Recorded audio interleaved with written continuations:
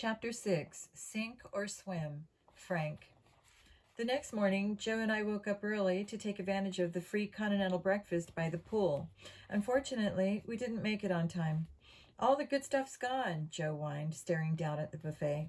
He was right. All that was left was a brown banana and 2 tiny oranges. No donuts, no Danish, no muffins. Good morning, sleepyheads. It was Aunt Trudy, floating on an inflatable raft in the middle of the pool. She held up a cup of coffee in one hand and a plate of pastries in the other. Aunt Trudy, I said, you grabbed all the goodies. Well, you know what they say, the early bird catches the cinnamon bun, she said, winking.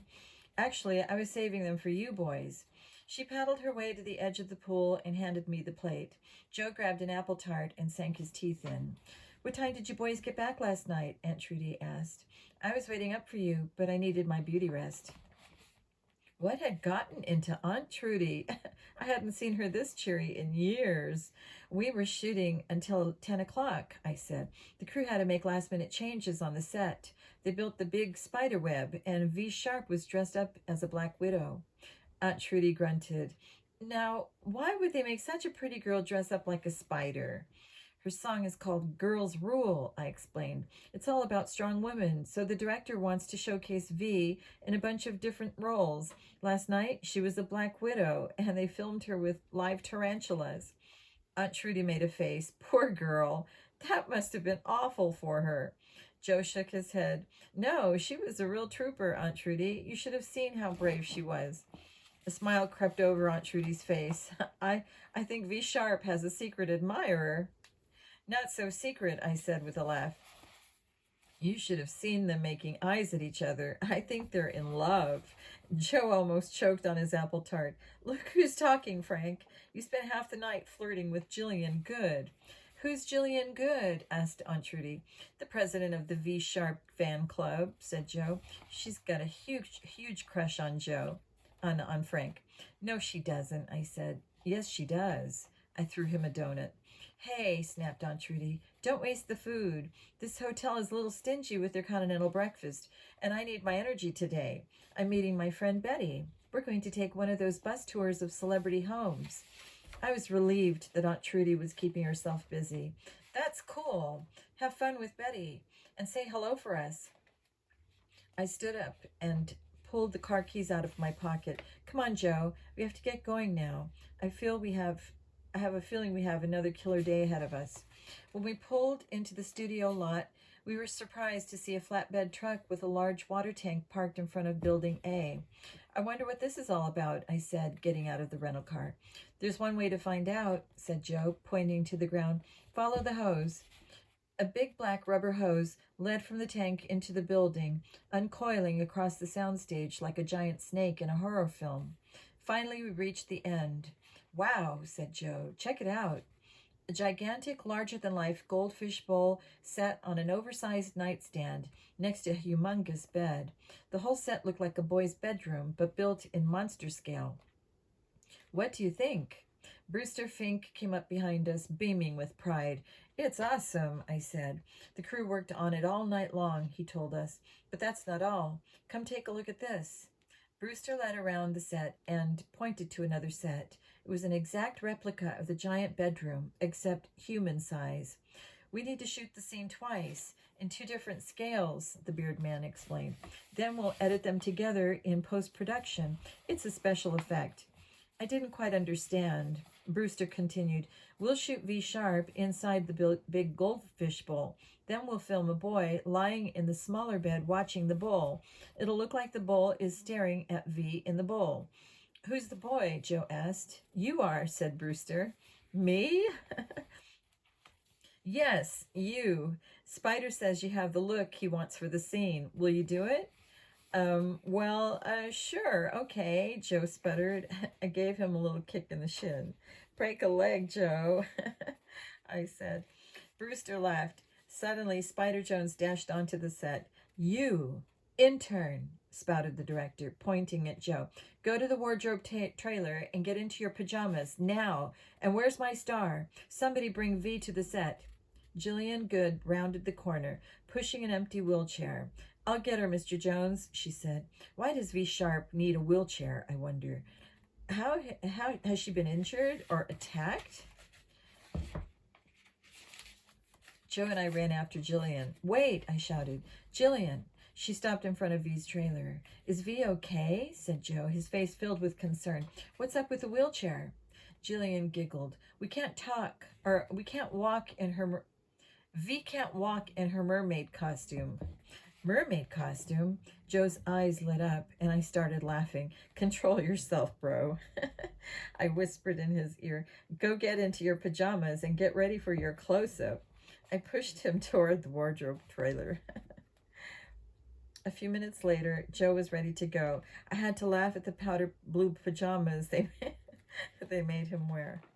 Covered with little stars and moons. They looked like something a 5-year-old would wear, but they weren't as funny as his makeup. Ah, Joe, you look so cute, I teased. My brother rolled his eyes, which only made him look funnier. The makeup artist had put rosy pink circles on his cheeks and long brown lashes on his eyelids. He looked like a little boy in a comic book. Places, everyone. Places. Spider Jones clapped his hands, and the center crew jumped into action. Joe quickly hopped into bed, resting his head on a big fluffy pillow. The tall, thin director crouched down in front of him. Now listen, Joe, he explained softly. You're a little boy, and it's bedtime, but you can't stop looking at the goldfish bowl. Why? Because your favorite fish has miraculously turned into a beautiful mermaid. Joe frowned thoughtfully and nodded his head. Okay. Lights, camera. Spider stood up and positioned himself behind the cameraman. He pointed a finger at my brother, who glanced around the set nervously. Poor Joe. He looked terrified. Action! The camera started whirring. Joe turned his head slowly on the pillow and gazed at the goldfish bowl on the nightstand. Cut! Cameraman stopped filming. Spider Jones jumped like a jackrabbit, waving his hands in front of Joe's face. No, no, no, he shouted. I want to see love. I want to see mystery. I want to see passion. Joe bit his lip. Sorry. Oh, my goodness. No, no, no, Spider squealed, throwing his hands into the air. Perhaps you need some inspiration. Joe, my brother corrected him. Whatever, said Spider, spinning toward the crew. Where's my star? Bring Miss Sharp. I'll get her, sir, said Jillian Good. The young fan club president disappeared around the corner and returned a few seconds later with V Sharp in the wheelchair. Wow, I muttered under my breath. V Sharp made a beautiful mermaid. Her long flowing hair was decorated with small seashells, and her shiny green tail fin flopped gracefully over the edge of the wheelchair.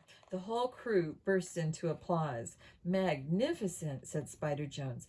He pushed Jillian aside and wheeled the stunning pop star onto the small bedroom set. We'll place you right here, Miss Sharp, he said, positioning her behind the nightstand.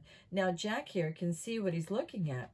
It's Joe, my brother and V corrected the director at the same time. Then their eyes met, and they both started giggling. Quiet, please, said Spider. Quiet on the set. Lights, camera, action. Joe laid his head on the pillow. Then slowly turning, he stared at the goldfish bowl and at V.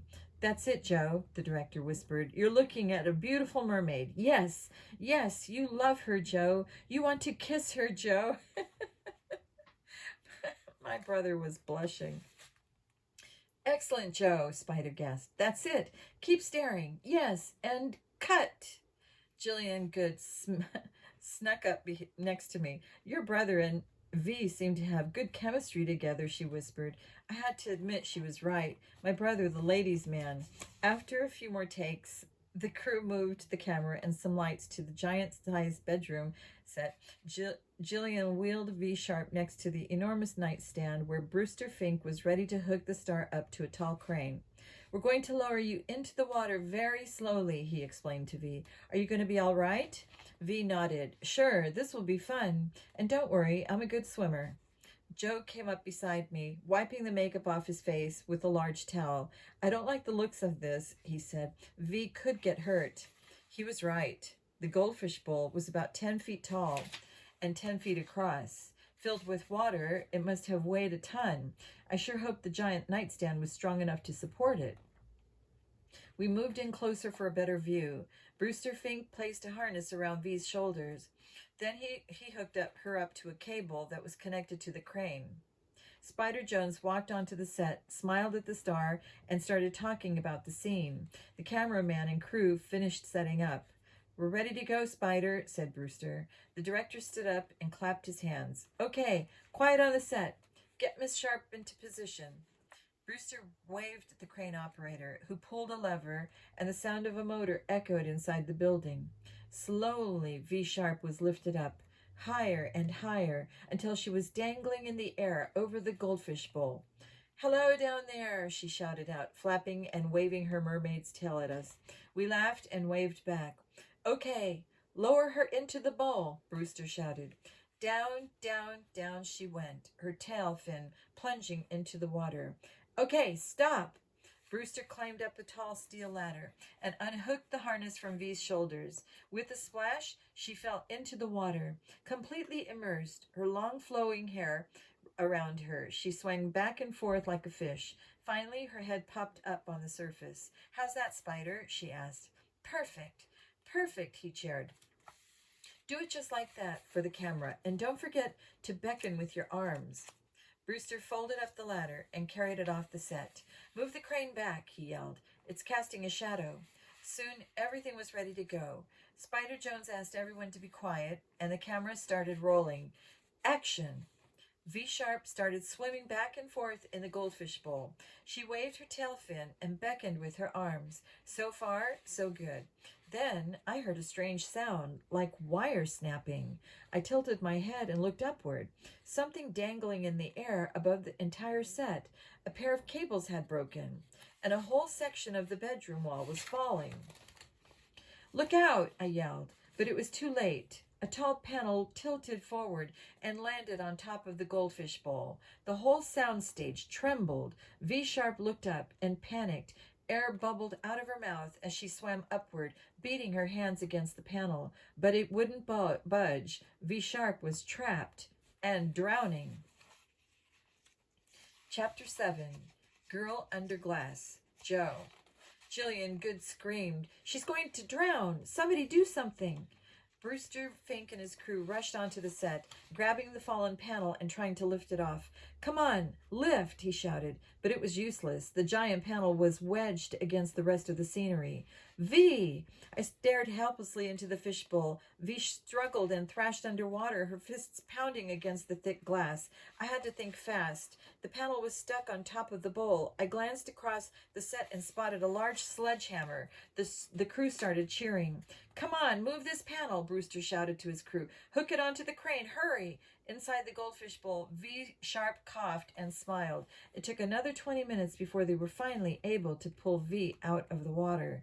Jillian waited on the sidelines with a big fluffy bathrobe, which she threw over V as soon as they lowered her into the wheelchair. V was shaking, her lip quivering. She looked at me with a little smile and whispered, "Thank you, Joe. Anytime. Just one question. What did you use to cut through the glass?" I wasn't about to tell her that I owned the latest top secret spy tool, so I said, "It's just something I ordered out of a catalog." That seemed to satisfy her. I had started to wheel her back to the trailer when we heard a loud thud and the sound of gasps. I spun around to see what was going on. The crane operator had lowered the fallen panel to the floor. Brewster Fink and the rest of the crew gathered around it, staring down in shock. Large letters had been cut out and pasted on the back of the scenery. Number 6, drowning. V Sharp shivered. "Come on," I said, pushing the wheelchair away. "Let's get you warmed up, V." Frank, Jillian, and I wheeled the pop star to her trailer. Her long mermaid tail dragged on the ground beside her. We had to form a cradle with our arms to lift her up and carry her inside. Finally, we dropped her into the lounge chair, and V let out a loud sigh. "Top 10 ways to die," she mumbled. Jillian looked confused, so V explained the whole story to her. Jillian listened carefully, then stood up. I think I know who's behind this, she said. We all looked at her. Brewster Fink, she said. V shook her head. Brewster? No way. Jillian started pacing back and forth. Think about it. He has full access to all the props and sets. He's always the last one to leave the soundstage at the end of the day, and he certainly would know how to rig up the scenery to fall like that. I glanced at Frank. She had a point, but V wasn't buying it. It didn't make any sense. Why would Brewster want to hurt me? Don't you remember? You threatened to fire him last summer, said Jillian. She looked at Frank and me. Brewster messed up, big time, during V's concert tour. He forgot to set up her key lights. She did half the show in total darkness. Brewster is part of your road crew, I asked V. V nodded. Yeah, I use him all the time. He's an amazing technician. He can do anything. Lights, sets, special effects, you name it. But that night, I guess I flipped out. I was so mad. I told him that I'd fire him if he screwed up again. I thought about what she was saying. Brewster Fink was with V when she started receiving the top 10 death threats. Sure, Brewster seemed like a nice guy, but then I remembered the way he hollered at his crew. I still can't believe it's Brewster, V insisted. We settled our problems long ago. We get along great now. He's just a big sweet teddy bear. Well, maybe, said Jillian, but who else could be doing this, V? The pop star shrugged. I don't know. Maybe a crazed fan? Jillian's face dropped. She was the president of V's fan club, after all. I'm sorry, not you, Jillian, said V, catching herself. You're great. I think of you more as a friend than a fan. I totally trust you. Jillian looked up. You do? Completely. In fact, you're the only person I trust to help me get out of this stupid mermaid outfit. She looked up at Frank and me and cleared her throat. Do you mind, boys? That was our cue to leave. So we left the trailer and headed back to the soundstage. On the way, we ran into T. Mix, the little producer with the huge talent. How's V? He asked. I just heard what happened. We told T. Mix that his latest recording star was a little shaky, but okay. He ran his hand through his long braids. I guess it's not a good time to talk to V about doing a dance remix, he said. Girls' Rule is climbing up the charts. We should release a new version for the clubs. I looked at T. Mix. I'm not sure it's a good time to drag V back into the studio right now, but I guess it can't hurt to ask. T. Mix thought about it. Maybe I'll ask her after lunch. He turned around and walked away. Frank and I crossed the soundstage, heading back to the scene of the crime. The crew was busy knocking down the set and stacking the panels against the wall. We looked around for Brewster. We wanted to ask him if there was something we could do to help out. We found him in the corner talking to Spider Jones. The director waved his arms at Brewster. How? How did this happen? Who hung the scenery panel? Who? Brewster lowered his head. I did, sir. Spider freaked out. You? You are responsible? You almost killed my star. Brewster looked up. I don't understand it. I checked and double-checked the rigging. Everything was secure. I don't understand how this happened. Spider folded his long arms across his narrow chest. I don't know what to say, Brewster. Maybe you should triple-check everything from now on. V Sharp was almost killed. Brewster didn't say anything. V Sharp is a huge star. She's one of the most powerful young women in show business. If you mess up on this video shoot, Brewster, you'll never work in this town again. The director spun around and stalked off. Brewster just stood there, breathing in and out slowly. I felt terrible for the guy. But maybe I shouldn't have. Maybe Brewster was guilty. Frank and I waited a few minutes before approaching him. Then we asked Brewster if there was anything we could do. He glanced up at us with a strange look on his face. He blinked his eyes, rubbed his beard, and cleared his throat. Yeah, sure, he said softly. You can help the crew stack up the panels. Thanks, boys. He turned and walked away. As he rounded the corner, he let out a loud grunt. Then he swung his fist over the air and knocked over a ladder. Did you see that? Frank whispered. Yes, I did, I said. Frank frowned. It looks like the big, sweet teddy bear has a big, bad temper. Chapter 8. Die, sister, die. Frank. After the morning's disaster, Spider Jones decided to play it safe and shoot a scene that wasn't quite so dangerous. So Brewster put us to work. slapping plaster onto fake craters to look like the lunar surface. It's pretty simple, Brewster explained to us. V will be dressed up in a spacesuit. All she has to do is walk across the set and stick a girls' rule flag into the sand. There's no risk involved. Unless she trips on a crater, I pointed out. Brewster winked his brow. Maybe you're right. Don't make them too tall or too sharp. Joe and I finished the job quickly, while the crew hung a large backdrop of stars behind the set. Spider Jones sat back in his director's chair and studied the scene. He yelled at the lighting guy and then the cameraman and just about everybody in sight. What a creep. When I saw Team Mix approach the director, I was tempted to warn him to back off. Spider was in a terrible mood. But then again, Spider was always in a terrible mood. Excuse me, Mr. Jones, Team Mix said hesitantly. I really need to borrow V for a couple of hours. We have to lay down a few tracks in the recording studio. How long will this scene take? Spider Jones glared at the record producer. The scene will take as long as it takes, he snapped.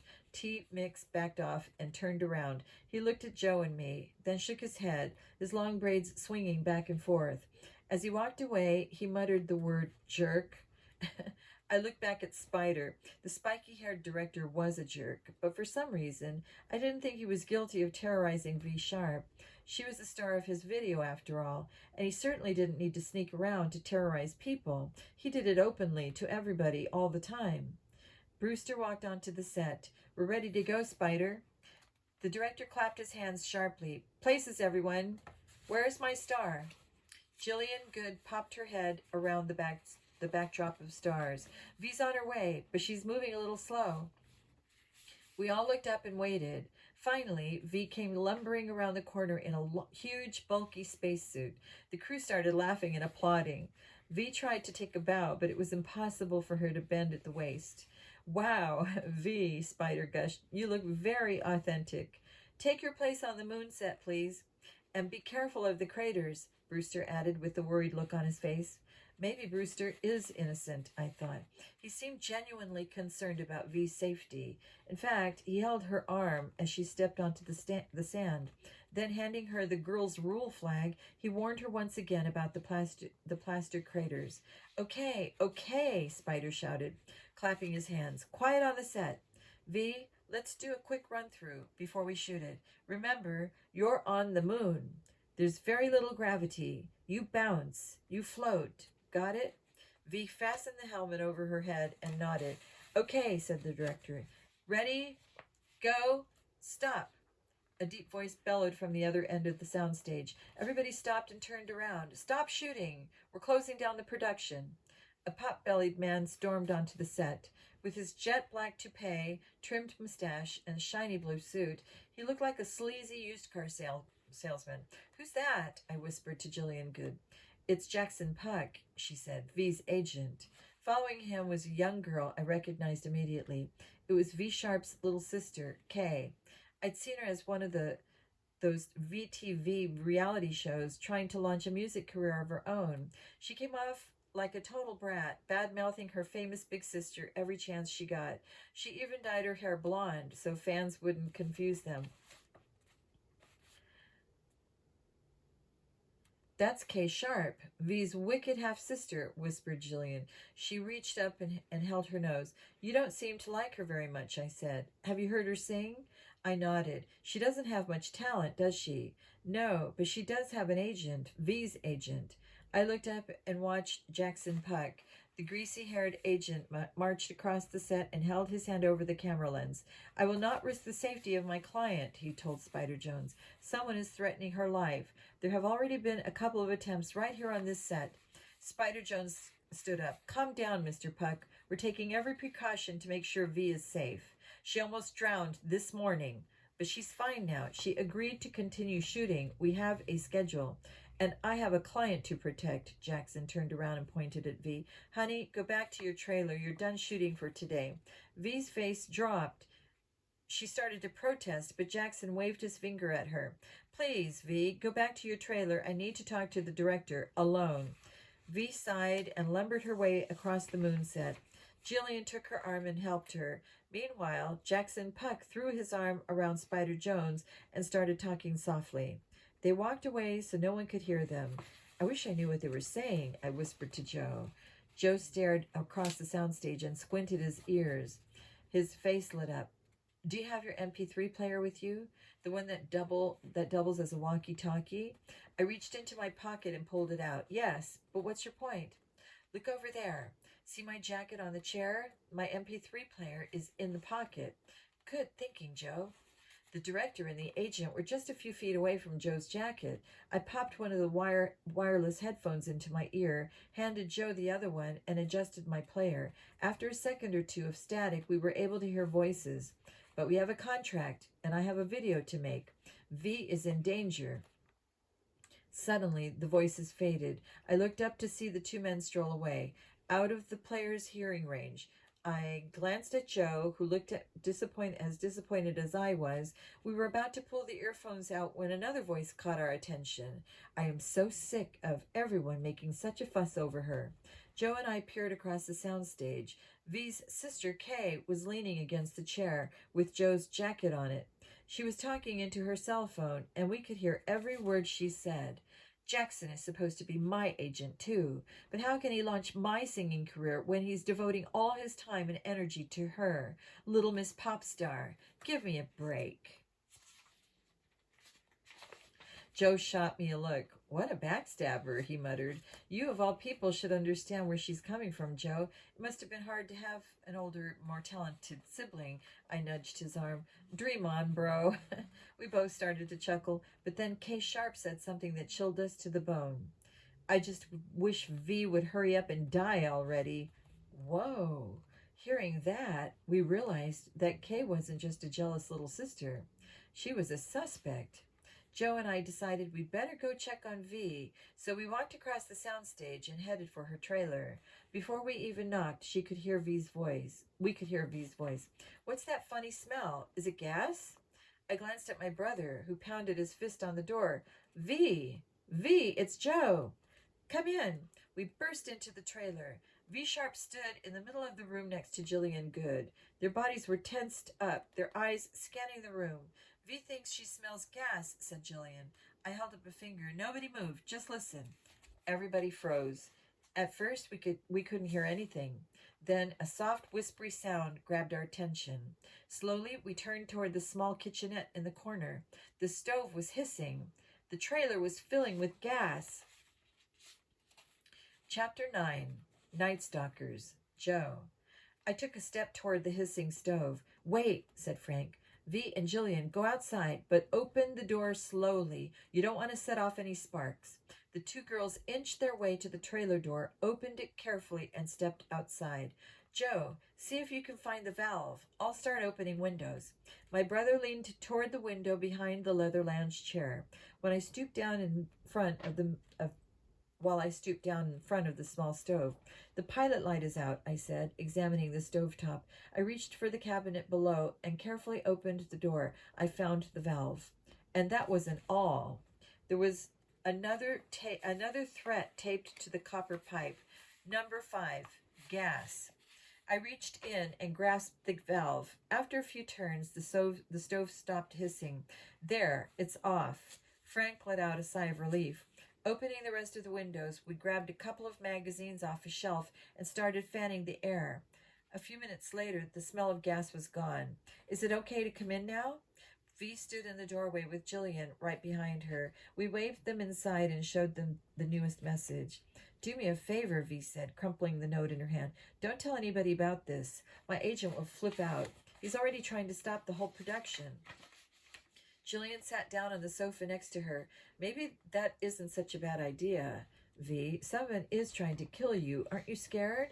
V looked down at the floor. Yes, but I'm more scared of not having a video ready for the VTV premiere next Friday. They've been advertising it for weeks. My fans will go ballistic if we cancel it. Jillian put her hand on V's shoulder. Your fans will understand. Believe me, I should know. V looked up and smiled. Thanks, Jillian. But I'm going to finish this video. If it's the last thing I do. I didn't like the sound of that. Just do me a favor, she said to all of us. flashing that famous smile of hers. "Keep an eye out for me, okay?" "No problem." The rest of the day's shoot went off without a hitch. V managed to talk her agent into letting her film the astronaut scene, and I have to admit, she moonwalked like a pro.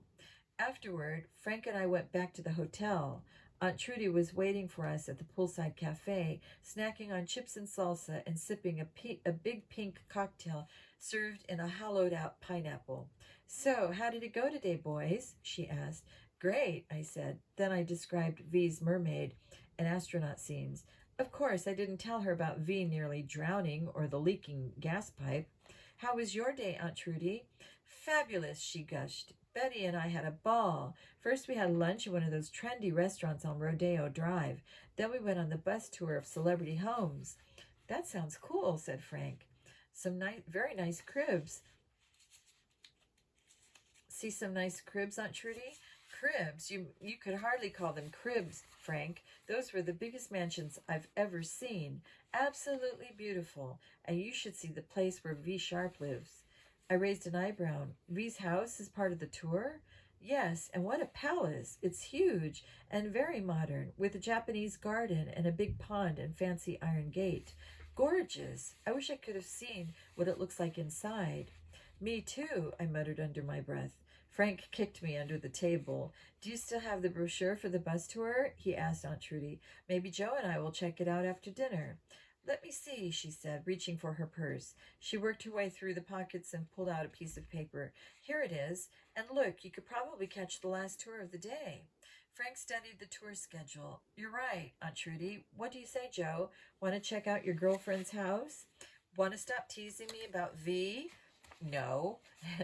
Aunt Trudy shushed us and flagged down a waiter. "Let's order now," she said, "or else Joe will never get to see his girlfriend's house." After dinner, Frank and I left the hotel and walked to the tour bus stop. We made it in the nick of time. The bright blue bus pulled up to the curb just as we were crossing the street. "Hurry up, boys," shouted the tour guide, a short, chubby guy with thick glasses. "Climb aboard." It was a little embarrassing to get on such a cheesy-looking bus. The sides featured a big cartoon sun with a human face. Its eyes were bulging and through a pair of binoculars, and its tongue hung down like a panting dog. Its letters were the words "Jolly Polly's Hollywood Adventure." We paid the tour guide, and who I assumed was Jolly Polly, and took a seat in between an older couple who appeared to be asleep and a young family with a pair of crying kids. "Hello, ladies and germs," said the tour guide, speaking into a microphone. His voice was incredibly nasally, and sounded way too loud through the bus speakers. "I'm Jolly Polly, and this is Jolly Polly's Hollywood Adventure." I glanced at Frank and rolled my eyes. "Coming up on your left," the guide continued, "is a house that was once owned by the legendary Charlie Chaplin." "Who?" I said to Frank. Jolly Polly heard me. "Who is Charlie Chaplin, you ask? Why, he's the silent screen's original king of comedy, known as the Little Tramp. He starred in such classic gems as The Gold Rush, City Lights, and The Great Dictator." He stopped and winked at me. "Perhaps you should brush up on your film history, young man." Frank whispered in my ear. "Perhaps you shouldn't ask any more questions, young man." I stifled a laugh. "Now back to the tour, ladies and germs," the jolly guide went on. "On your right is a house that belonged to the beautiful Esther Williams." I was about to ask who again, but held my tongue. 45 minutes later, all of the mansions started to look alike. The tour guide kept listing off the names of legendary stars like Joan Crawford, Greer Garson, Betty Hutton, and a bunch of others I'd never heard of, and I was starting to get bored. In fact, I began to doze off a little bit. Finally, he said the name I recognized. "This modern-style mansion belongs to Miss V. Sharp, one of today's hottest young music stars." I snapped awake. "Stop the bus," I shouted, jumping to my feet. Jolly Polly looked at me as if I was crazy. "Are you serious, young man?" Frank stood up next to me. "Yes, sir. Could you let us off right here, please?" "I'm not supposed to let anyone off," the tour guide explained. "It's against the rules." "But my brother is feeling dizzy," said Frank, nudging me. I covered my mouth with my hand and puffed out of my cheeks. "I'm going to be sick." "Not on my bus," the guide cried. jumping to his feet. "Driver, pull over." The driver slammed on the brakes, and Frank and I climbed off the bus. The tour guide stuck his head out the window. "Do you want us to wait a while?" He hurls, said Frank. "No thanks. He needs fresh air right now. I'll call our aunt to pick us up." The guide shrugged and nodded. I pretended to bend over in pain until the bus disappeared down the road. Then finally I stood up and stretched. My legs were half asleep, and I had to hop up and down on the sidewalk to wake them up. "Wow, check it out," said Frank, gazing over my shoulder. I turned around. Wow is right. V's home was incredible. A sleek modern mansion made of gleaming white stone and tinted glass. It was set back 100 feet from the road and surrounded by a rolling green landscape of exotic plants, rock gardens, and reflecting pools. I walked up to the black iron gate for a better look. "Well, can you see your girlfriend?" asked Frank. "Drop it, dude." The sun was setting fast. As the sky darkened, I began to make out shapes moving behind the large glass windows of the house. "Look," Frank said, pointing. "There she is." I squinted my eyes, and sure enough, I recognized V's slender silhouette outlined against the sunset. It looked like she was talking to someone. Her arms waved in the air and flopped to her sides. Then her whole posture changed. Her shoulders slumped down as if she were upset about something. Suddenly, a smaller figure walked up behind her, her little sister. "Look, Frank, it's Kay." The younger girl raised her arm and pointing her finger at V. It looked like she was yelling and accusing her sister. "This looks bad, Frank," I said. "I wish we could get closer to the house. I'm worried about V being alone with Kay."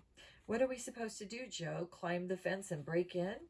I glanced up the iron bars. "We could, Frank," I said. "We could climb over this gate and get a closer look." "No problem." Frank sighed. "Are you crazy? That's trespassing. And if Kay kills V, that's murder." My brother took a deep breath. "Okay, Joe, we'll do it. But let's wait a few minutes until the sun goes down." It didn't take long before the whole neighborhood was plunged into darkness. A pair of tall rectangular lamps illuminated the front gate, so Frank and I ducked into the shadows of a large bamboo plant. "Okay," I whispered. "I'll go first. Do you need a boost?" "Dude, I'm not a wimp." I grabbed a couple of the bars with my hands, pulled myself off the ground, and started shimmying upward. I'd almost reached the top when I felt my legs slipping. Frank, about that boost?" "I thought you said, just give me a boost." My brother pushed, and up I went. Soon I was scrambling over the top. It was an 8-foot jump to the ground on the other side. At least I would land on grass. I jumped. Hitting the ground with a soft thud, I tripped, stumbled, and rolled across the grass. "Real smooth," whispered Frank. "Let's see if you can do any better." To my surprise, he did. I didn't even have to give him a boost through the bars. Up and over, he scaled the fence like a professional gymnast. After he landed perfectly on his feet, I couldn't resist rating his jump. 9.2. Give me a break. That was a 10. Your dismount's a little weak. So is your brain. We stopped talking and headed toward the mansion. Small globe lights lit the path through the garden. Creeping through the shadows, we made our way closer until we saw V standing in the window. She was looking right at us. "Duck!" I grabbed Frank by the shoulder and pulled him down next to me, behind a large shrub. "I don't think she saw us," I whispered. Frank rolled his eyes and shook his head. "Do you realize what we're doing, Joe? We're stalking a celebrity." "No, we're protecting a celebrity." My brother never got a chance to respond. A loud alarm pierced the silence. Giant floodlights lit up the yard. The sound of barking grew louder behind us. Chapter 10. Boys Behind Bars. Frank. "I don't believe this. That's what I thought as we took off running toward the fence with 3 huge Dobermans snapping at our heels. I'm going to kill my brother. That's what I thought when the police showed up and arrested us for breaking and entering." Joe and I were immediately handcuffed and taken to the Los Angeles police station for further questioning. I asked if we could make a phone call, but the police wanted to photograph and fingerprint us first. "We're criminals now. You're not going to call Aunt Trudy, are you?" Joe asked before I dialed the phone. "Are you kidding? She'd have a heart attack. I'm calling Dad." As a former cop, he would know how to handle the situation. "Hello? Unfortunately, Mom picked up the phone. She said she and Dad were about to sit down to dinner, and she wanted to know all about Hollywood and the video shoot. Everything's great, Mom, I lied. The video is a lot of hard work, but it's fun. I'll tell you all about it later. Right now, I really need to talk to Dad and ask him a question. She passed the phone to my father. I wasted no time telling him exactly what had happened, and he didn't mince any words because Mom could hear what he was saying. Don't worry, I'll take care of it. That's all he said. The phone went dead, and I looked at Joe and shrugged. Then a police officer escorted us back to our cell. 20 minutes later, a tall, barrel-chested cop with a thick Brooklyn accent unlocked the door. I'm Officer Daniels, he told us. I used to work with your father on the force back in New York. You're free to go. We followed him past a long row of jail cells and into the main lobby. Did you talk to our dad? I asked the officer. Yeah, he told me that you boys were doing a little undercover work for him. Is that why you're letting us go? Officer Daniels shook his head. Actually, Miss Sharp dropped all the charges. He nodded across the room. V. Sharp sat on a bench reading a magazine. V, Joe blurted out. The pop star looked up and smiled. Bad boys. Bad boys. She sang sweetly. You know, I was going to bake you a cake with the file in it, but I decided it was easier this way. We rushed over laughing. We're sorry about this, V, I said. Totally. We were just looking out for you, Joe explained. Honest. V squinted her eyes. Why should I trust a pair of ex-convicts? Because you live for danger, Joe offered. V pointed and winked. You got that right, she said, standing up. Come on, boys. I'll give you a lift back to your hotel. Aunt Trudy almost fell off her bar stool when she saw Joe and me pull up in V. Sharp's red BMW convertible. Now that's what I call star treatment, she said, waving from the poolside bar. That's our Aunt Trudy, Joe explained to V. Please don't say anything about us getting arrested. Your secret's safe with me, she said. She stood up and waved across the pool. Hi, Aunt Trudy. We climbed out, said goodnight to V, and watched her drive off into the night. Then we joined Aunt Trudy at the pool bar. So, boys, she said, sipping a soda, I guess this means you got to go inside V. Sharp's house.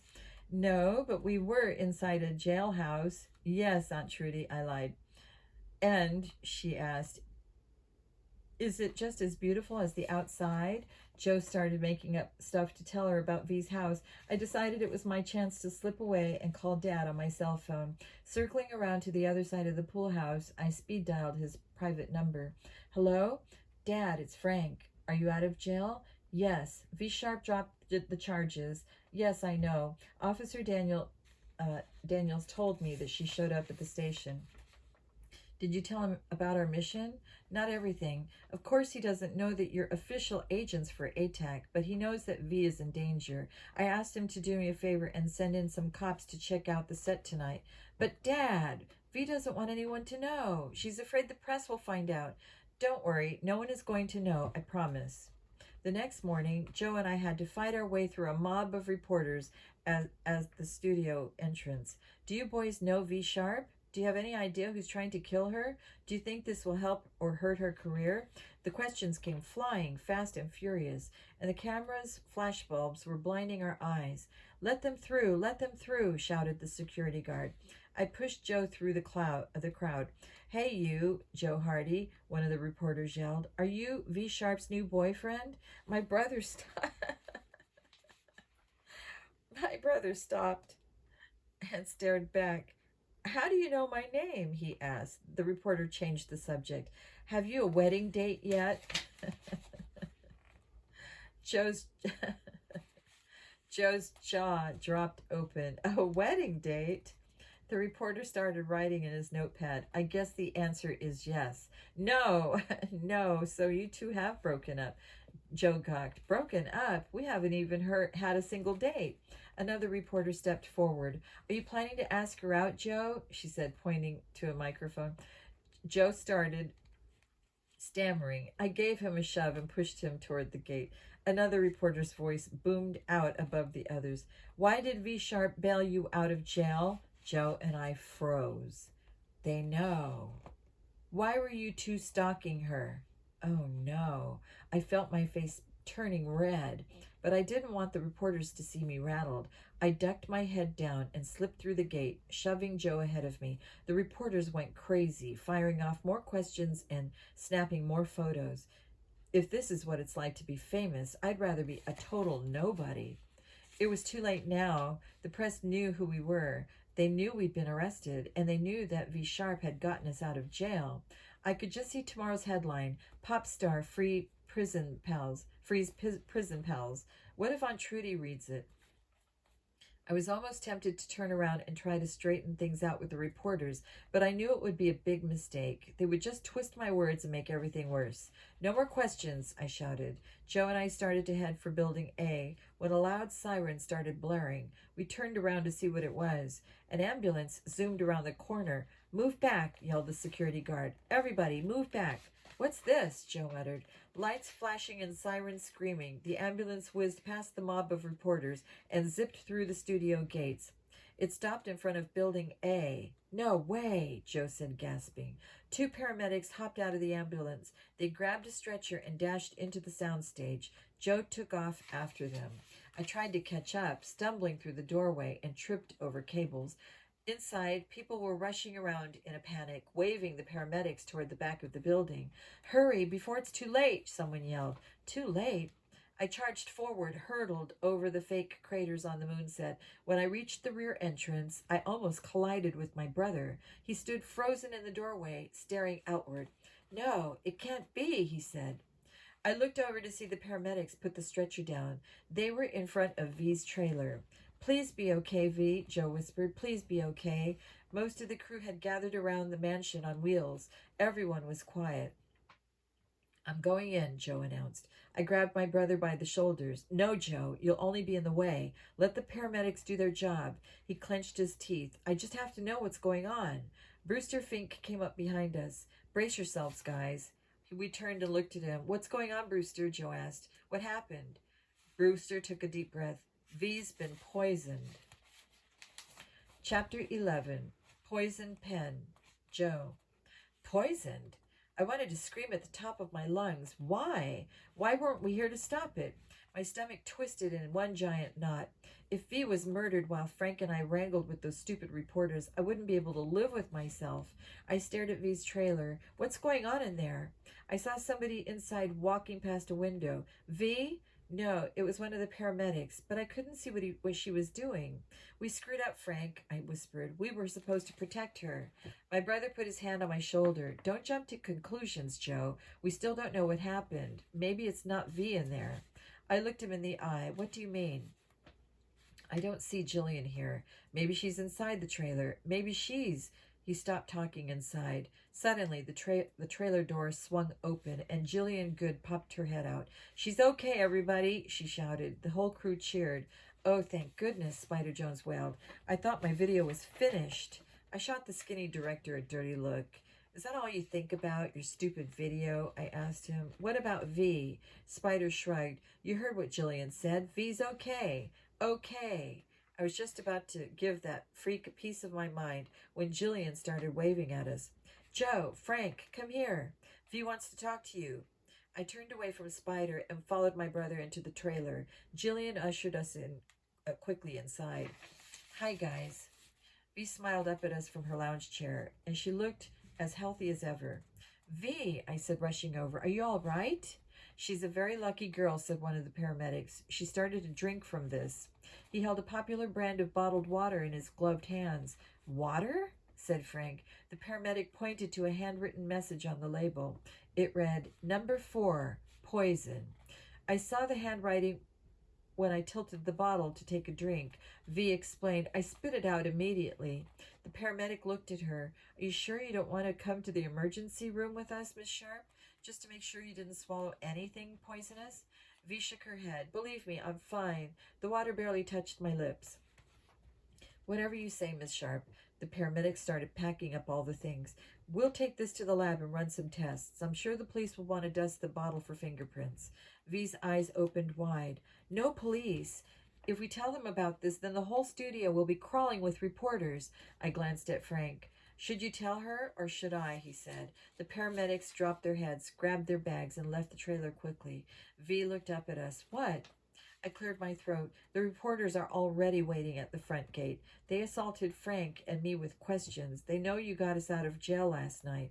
V groaned and flopped back in her chair. What next? Maybe you should just call it a day, V, I suggested. Go home and get some rest. Are you kidding? The reporters will be waiting for me there, too. She stood up and started pacing her trailer. I'll tell you what I'm going to do. I'm going to stay right here and finish this video. Jillian, go tell Spider that I'm getting ready for the next scene. She walked to her vanity table and started applying her makeup. I guess she liked to do it herself. Are you sure you want to do this, V? Frank asked. She nodded. Today's our last day in the studio. Then we have a location shoot tomorrow, and the video's done. I can't stop now. People are depending on me. I walked up behind her, catching her eye in the mirror. Okay, V, you're the star. And don't you forget it, she said teasingly. Now get back to work, you two. I'm sure Brewster has something for you to do. She was right. As soon as Frank and I walked onto the soundstage, the bearded production manager grabbed us by the shoulders and pointed us toward the front entrance. See that four-wheeler cart by the door? He asked. We nodded, and Brewster continued. I want you two to wheel it over to the main gate. There's a big shipment waiting for us there. Load up the sacks and bring them to the front of the building. Got it? We got it. The cart was pretty big, but easy to push. It took just a couple of minutes to steer it through the lot to the main gate. This wasn't the easy part. The hard part was watching V's agent, Jackson Puck, talk to all the reporters outside the gate. It looks like he's giving an interview, said Frank. Yeah, I agreed. A big interview. There were dozens of microphones and TV news cameras pointed right at Jackson. That's weird. V wanted to keep everything hush-hush. We parked the cart next to the security booth and moved closer to hear what he was saying. V Sharp is one of the world's greatest pop sensations. A star like her will always have a few crazy fans, he told the reporters. Sometimes these fans can be quite dangerous. He held up several pieces of paper and showed them to the crowd. I can't believe he's doing this. They were the death threats V had received, the top 10 ways to die. Look, I said to Frank, he's showing them the messages. V would flip out if she knew he was talking to the press. Jackson Puck adjusted his toupee and continued talking. These are just a few of the notes Miss Sharp has received in recent weeks, he announced to the mob. In addition to these disturbing threats, there have also been several attempts on V's life. The reporters went wild. How did the fan try to kill her? Is she scared? Will she finish her new video? And the final kicker, are the Hardy Boys on the suspect list? I couldn't take it any longer. Shoving through the crowd, I grabbed Jackson Puck by the arm. What are you doing? I asked him. V wants to keep all this quiet. Puck shot me a nasty look and sneered. Look, kid, you're just an intern. I'm her agent, and I know what I'm doing. But it's not what V wants you to do. The slimy agent glared at me. Listen, he muttered under his breath. This is the story of the year. All the celebrity news shows are here. Hollywood Excess, Entertainment Now, Behind the Pop Songs. You just can't buy publicity like this. He pushed me aside and grinned at the reporters. Then a big gust of wind blew the toupee off his head. Everyone burst out laughing, and the cameras caught the look of horror on Jackson Puck's face. I walked away and found my brother. What happened? Frank asked. What did he say to you? I looked him in the eye. He just gave me a very good reason why he might be the one behind all the death threats. Frank and I decided to ignore the rest of Jackson's interview. Instead, we asked the security guard about the shipment that Brewster had sent us to pick up. Right over there, the guard said, pointing across the lot. That pile of burlap sacks. We thanked him and pushed the four-wheeler cart toward the tall mountain of sacks. I guess Brewster thinks we're pretty strong, said Frank. That pile must weigh a ton. I reached up and lifted one of the overstuffed sacks. Actually, it's not too heavy, I said. Frank looked like he just didn't believe me. Yeah, right. Light as a feather, I'm sure. He grabbed a sack and hefted it onto his shoulder. You weren't kidding, Joe. Hey, bro, I said. What, would I kid you? Would an agent sell his soul for a big story on Hollywood Excess? I laughed and helped him load up the cart. A little while later, we were pushing the burlap-covered cargo to Building A. I walked to the doorway and poked my head inside. Hey, Brewster, where do you want the shipment? Brewster Fink strolled up to us, smiling. That's quite a load there. Hope you boys didn't hurt yourselves. No, said Frank. The sacks are pretty light. What's in them? Sawdust. Sawdust? What for? For the circus scene. Circus scene? My mind started racing. What dangerous thing are they going to make V do now? Walk a tightrope? Swing on a trapeze? Stand up on a galloping horse? What do you think? What do you want us to do with all this sawdust? Frank asked. Take it inside, Brewster told us, and spread it around inside the cage. Oh no, the cage? I asked. Yeah, the lion's cage. I can't believe my ears. A lion's cage, Brewster? I said. You mean V is going to perform with real live lions? My question was immediately answered with a loud roar inside the building. Chapter 12, Into the Lion's Den. Frank. Lions. Great. This is crazy, I said to Joe as we pushed the sacks of sawdust to the back of the building.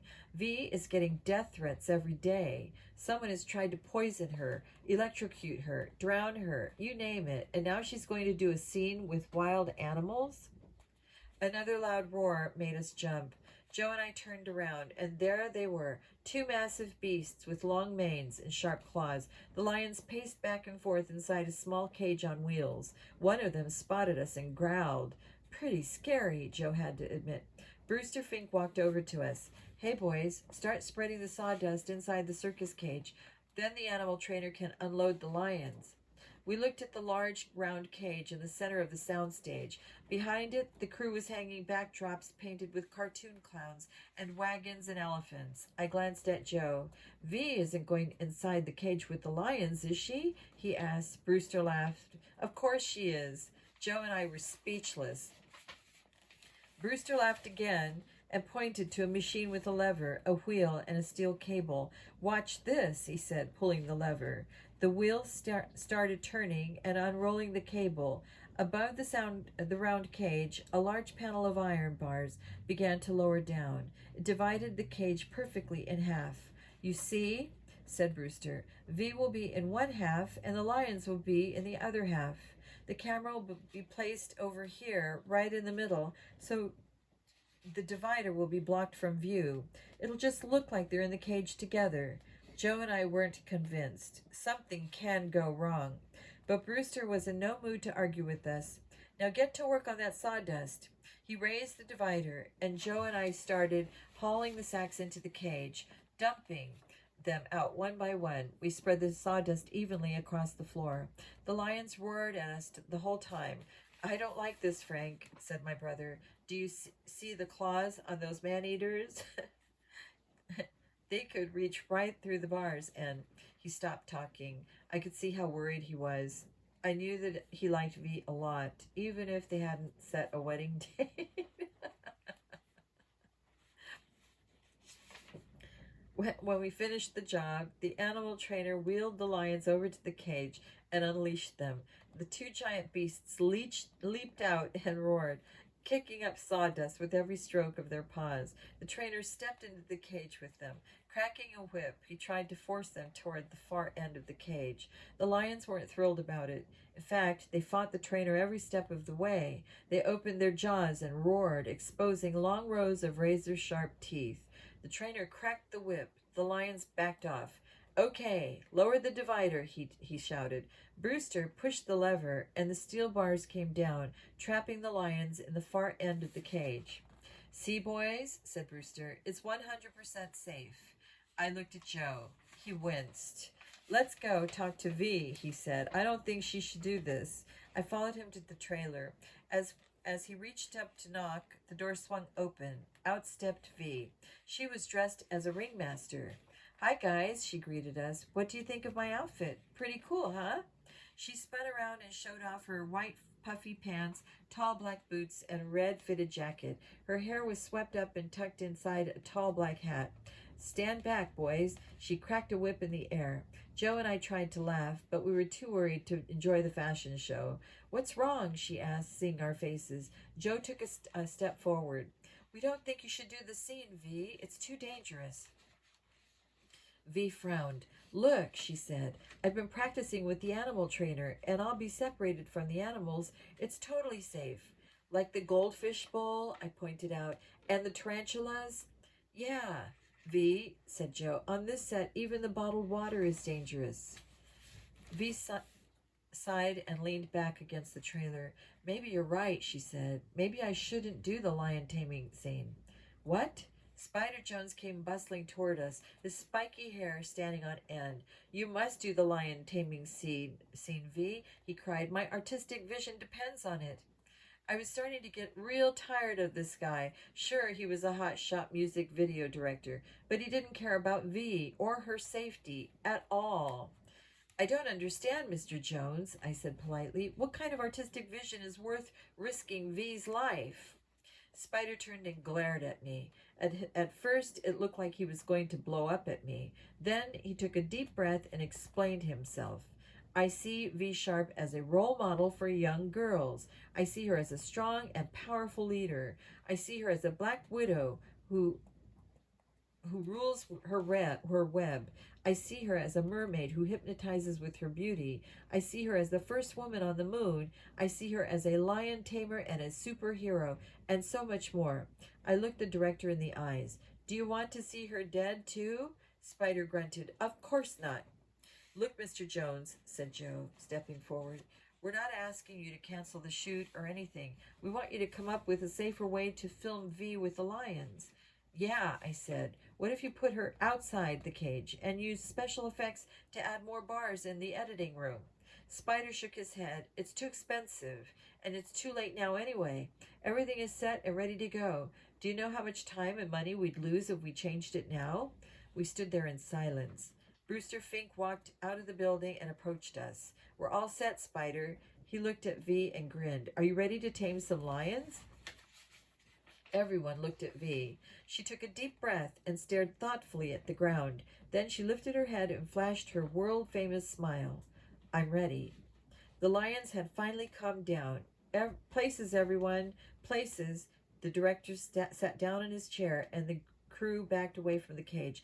I joined Joe and Jillian next to the cable machine that lifted and lowered the divider. I wanted to keep my eye on that lever. Keep your fingers crossed, I whispered to Jillian. Don't worry, she said. V isn't afraid of the lions. I watched the trainer give her lessons last week. She's cool about all this. Jillian was trying to act brave, but I could tell she was nervous by the way she dug her fingers into her notebook. She held it so tightly to her chest, I was afraid she was going to rip the binding in half. What's in the notebook? I asked. Oh, this. I'm keeping track of things for V. I'm hoping she'll hire me as her personal assistant. I nodded and turned my attention to Spider Jones, who was giving last-minute directions to a star. Okay, V, before we film you with the lions, I want to get some shots of you singing the lyrics. When the music starts, walk slowly along the cage right here and sing directly to the camera. It's on a track, so it can follow along as you move. V nodded. Okay, places, Spider yelled. V took her spot inside the cage, glancing at the lions on the other side of the divider. She tried to hide her nervousness with a smile. Then the camera rolled up along the outside of the cage, the lens pointing at the bars. Ready, camera, and music. There was a short pause. At first, all you could hear was the soft whir of the camera. Then, suddenly, the sound of loud music blasted across the stage. V's hit songs, Girls Rule, exploded from a pair of speakers. The lions leaped and roared loudly. V Sharp jumped back and missed her cue. Cut! Cut! Cut! Yelled the director. Turn off the music. The song was stopped, but the lions kept roaring. I'm sorry, Spider, said V. The lions startled me. The animal trader approached them. Sorry, Miss Sharp, but the lions don't seem to like your music very much, he explained. V shrugged. Everyone's a critic, it seems. Can we shoot the scene in silence? Asked the trainer. Spider frowned. No, we need to play the music so V can lip sync. The lions will just have to deal with it. Well, maybe you could lower the volume, the trainer suggested. Spider agreed. The sound man adjusted the levels, and everybody took their places again. Camera and music. V's song flowed through the speakers at a much lower volume, but the lions still hated it. They growled and roared. They clawed at the air. They ran in circles inside the cage. V shuddered and missed her cue again. But that wasn't going to stop Spider Jones. V, just ignore the lions. Cameraman, keep rolling. Soundman, start the sound again. From the top. The music screeched to a halt. V tried to collect herself, but it wasn't easy. The lions kept roaring at her through the divider. I glanced at Joe. Man, he's even more nervous than Jillian. Both of them stared anxiously toward the cage. In fact, the entire video crew seemed to be holding their breath. The music started again. The lions snarled, but V took her director's advice and ignored them. With a flirty smile, she started singing along with the recordings. Girls, girls, girls rule. Spider grinned and waved his star forward. V began walking along the bars of the cage, the camera tracking her every move. Look out, boys, she crooned. Girls rule. I was definitely impressed. V seemed to be in full control, singing the song and strutting her stuff with loads of attitude. She didn't look scared at all.